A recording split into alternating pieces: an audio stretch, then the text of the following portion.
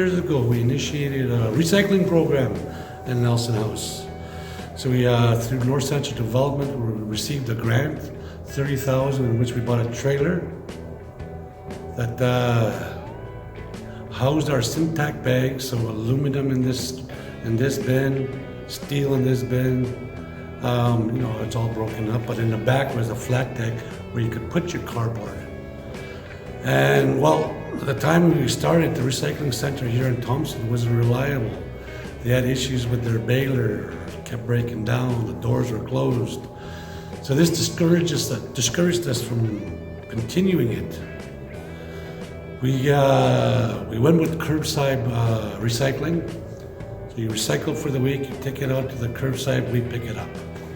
That was going well in our community, but all of a sudden we started getting a stockpile of all these recyclable materials in our community, and well, the cost of doing it depleted our budget. I was running a resource management program at the time, so we're using the funding from that budget to offset the program. And well, it was starting to eat away at it, so we had to put a halt to it until we could depend on the recycling center in Thompson here. The school, our high school and our elementary school, is currently volunteering to do a recycling program, but only for the school and the teachers. We do have a dump where we go, we bin our waste.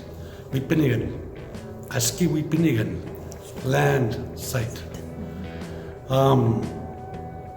But it's out of control. Nobody monitors, there's no regulations on it, the feds don't have any kind of plans that can help us control it.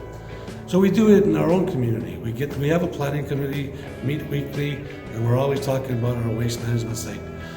So we want to get it off the federal land and put it on Crown because they have regulations in place and they'll be on top of us to maintain our waste management site. So in doing that, we did have three, J.R. Cousins do as engineered drawings for 3 sites, and we went with option B because it's between some bedrocks, hidden behind bedrock, so you won't see it, you won't even know that it exists.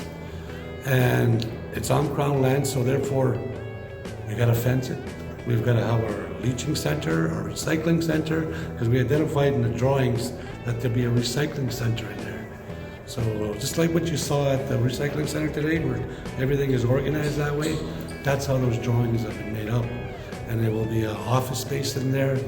But we're kind of looking at a big, before we do any kind of recycling in our community, we need our own baler. And we actually took the bulls by the horn and we start organizing it.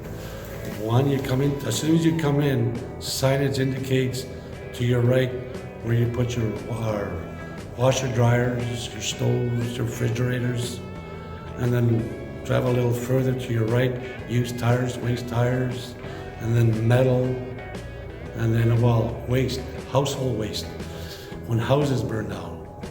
And then they have to be removed so they're not a hazard for the kids in the community. But when they come into the garbage dump, it's to the left. And that can be burned. And they do burn it in spring, when you know how spring likes to expose its ugly colors, so that's the time we and there's also good training for us too, for our firefighting team, forest fires, and our local, and including our program. Cada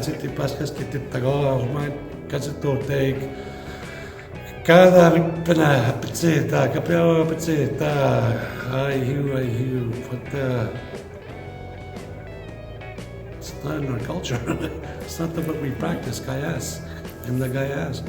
Our ancestors would be disappointing us if they came in and saw how we're conducting ourselves in our community. So, quais kawitut mortal.